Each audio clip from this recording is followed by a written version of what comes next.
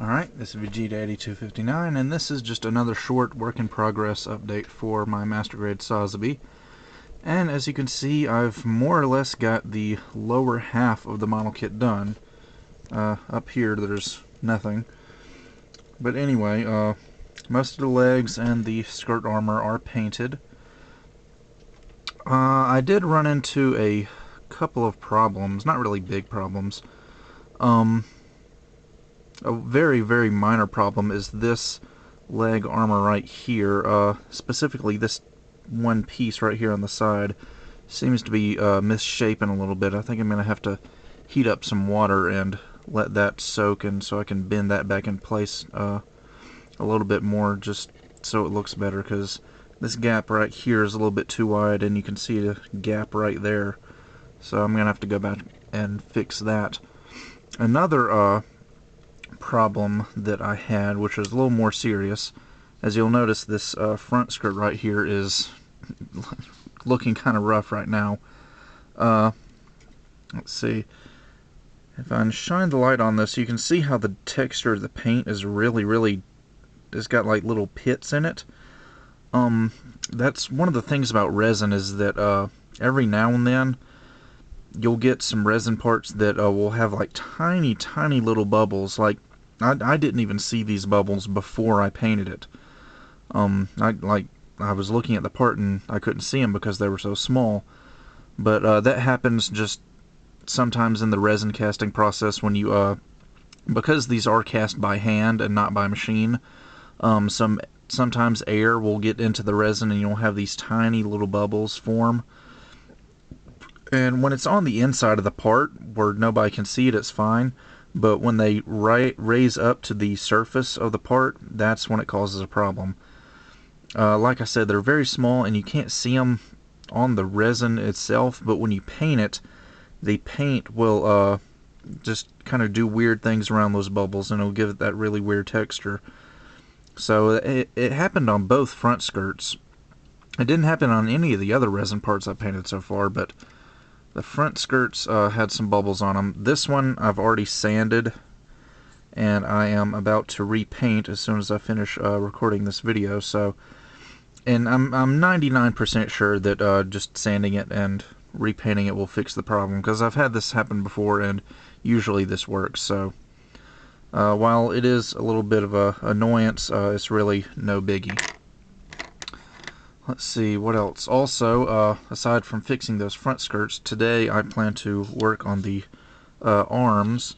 As you can see, this is pretty much the bare resin shoulder armor. It's kind of loose right now. I'm pretty sure I'm going to have to end up gluing this top piece on. Anyway, yeah, I just thought I'd show you this. Not really much to it as far as progress goes. Let's see, one last thing. I have been experimenting with some little metal beads I found. Very girly fashion accessories I found at the craft store, but they're very small silver beads that I think can add some pretty nice details onto the kit.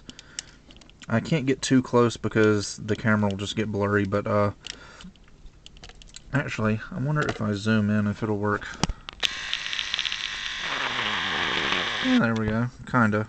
Not really. Oh well, anyway. Right there, that's just one of the little beads. And there was actually a detail that looked just like that bead already on the plastic part. And I just took my drill bit and drilled a tiny little hole, the same diameter as the bead, and then just stuck it in there. It's not in there permanently. It'll come out pretty easily right now. But after I do the decals and panel lines and top coat everything, I'll go ahead and glue those in. As you can see, I did another one on this side as well. And let's see, what else? I also painted the yellow thrusters on the insides of all the parts. So those are done quite nicely. I might want to actually do a tutorial on that, because I don't know. I've never heard of anybody painting thrusters the way I do, but I'm sure somebody does. I can't imagine it being very original, but anyway, what I do is I spray the inside, like for example these, I would spray the inside of the thruster yellow, and then just spray the outside at an angle so that the paint doesn't go inside it. It only goes on the outside, like I'd spray from the bottom. And then that way I can have the thruster painted in the right colors without having to do any masking. So anyway, like I said, I'm sure I'm not the first person who's done that, but I haven't seen anybody else that does it. So anyway, I guess that about does it for this update. I've kind of organized in my head how much I have left to do and how much time each day I have to do it in.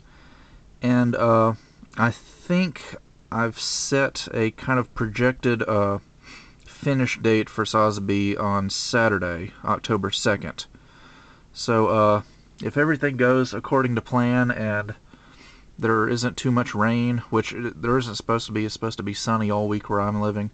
So hopefully I can have everything done by Saturday, which means I can do a review of the conversion kit on Sunday, hopefully. And then after that, my next project will be Master Grade Death Scythe, so you guys can look forward to that as well. So I guess that about does it for this video, and I will see you guys next time.